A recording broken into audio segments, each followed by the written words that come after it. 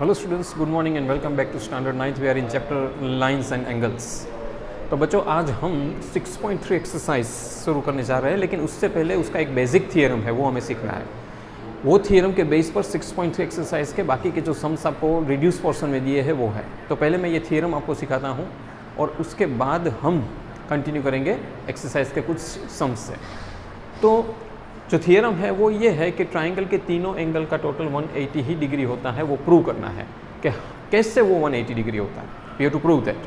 तो प्रूव करने के लिए सबसे पहले आइए बच्चों एक ट्राइंगल ड्रॉ करते हैं हम, जो यहाँ पे दिया है। ये आपका थियरम दिया है 6 पॉइंट, आपकी टेक्स्ट बुक में भी है 6.7 रिड्यूस फॉर्म में एक्सरसाइज है और आपके पेज नंबर 105 पर दिया है। तो बच्चों ये थियरम 6.7 थियरम मैं आपको समझाने जा रहा हूँ, जो आपकी टेक्स्ट बुक में भी है। उसको खुला रखिए, जब आपको मेरा ये वीडियो देख रहे हो आपको बहुत अच्छी तरह से समझ में आएगा। Let us continue now. अब देखो यहाँ पे एक ट्राइंगल दिया है PQR। PQR के 3 कोने हैं, एंगल A, एंगल 2, एंगल 3 यहाँ पे दिए हुए हैं ऑलरेडी। अब हमें प्रूव करना है कि angle 1 plus angle 2 plus angle 3 equal 180, मतलब कि तीनों वर्टाइसिस जो है, मतलब इन तीनों कोने का टोटल 180 ही होता है। और क्यों 180 ही होता है तो हमें वो प्रूव करना है। 180 होता है वो सब आपको पता है, सबको पता है, लेकिन प्रूव तो करो। तो वी आर जस्ट प्रूविंग, ठीक है। अब उसको प्रूव करने के लिए सबसे पहले मैं क्या करूँगा, एक यहाँ से एक लाइन ड्रॉ करूँगा जो वर्टेक्स पीस को छूती हुई जा रही है। देखो आप देख रहे हैं, और नाम दे दिया XY, कोई भी नाम देख सकते हो। तो अब ये P वर्टेक्स के ऊपर मेरी एक लाइन जो पैरेलल टू QR है, ये लाइन है ना, देखिए ट्राइंगल की जो तीसरी साइड है QR, उससे पैरेलल जा रही है। ये आपके दिमाग में होना चाहिए। और यहाँ पे मैंने नाम दे दिया XY, P तो ऑलरेडी नाम है, तो लाइन बनी XPY मैं कह सकता हूँ, जो वर्टेक्स P के ऊपर है। अब उनके कारण 2 एक्सटर्नल एंगल क्रिएट हुए बाहर, ट्राइंगल के बाहर। This is called external angles. उसको मैंने नाम दे दिया 4 and 5। अब मेरे पास टोटल 5 वर्टाइसिस दिख रहे हैं, 1 2 3 4 and 5, ठीक है। अब हम प्रूव कैसे करें वो देखना है। तो सबसे पहले तो मैंने XPY, through XPY is a line, मैंने आपको बताया ड्रॉ लाइन XPY मैंने लिखा है, और वो XPY P के ऊपर है वो भी लिखा है। अब क्या होगा मैं आपको बताऊं कि XPY जो है, इसके जो 3 कोने हैं 4 1 and 5, उसका टोटल भी 180 होना चाहिए। क्यों?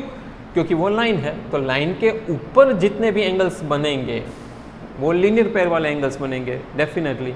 तो उसका टोटल 180 होना चाहिए। क्योंकि देखो स्ट्रेट लाइन पर अगर मैं कोई भी, देखो यहाँ पे आपको नीचे देखना है, नीचे इस तरह मैं ऊपर बनाऊँ तो कोई स्ट्रेट लाइन पर मैं कितने भी एंगल बनाऊँ उनका ही एंगल्स का टोटल 180 होगा, क्योंकि स्ट्रेट लाइन इटसेल्फ 180 एंगल है, राइट।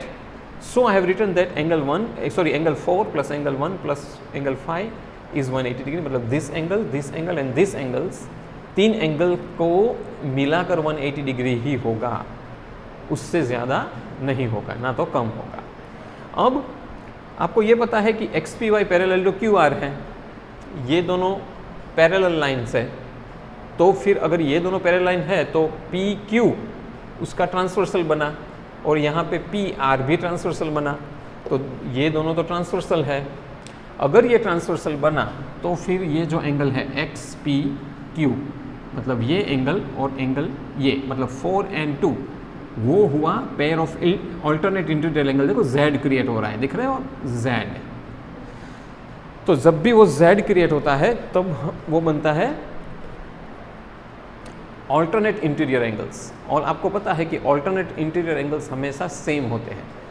तो मैंने लिखा angle 4 is equal to angle 2, ये दो एंगल सेम। और इसी तरह यहाँ पे angle 5 is equal to angle 3, यहाँ पे भी वो उल्टा Z बना रहा है, देखो 5 and 3।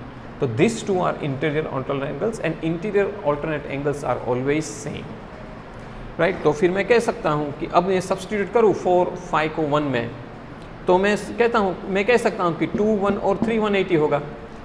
2 1 और 3 180, तो फिर 1 2 3 भी 180 होगा, क्योंकि एंगल्स तो सेम बन गए, 180 डिग्री।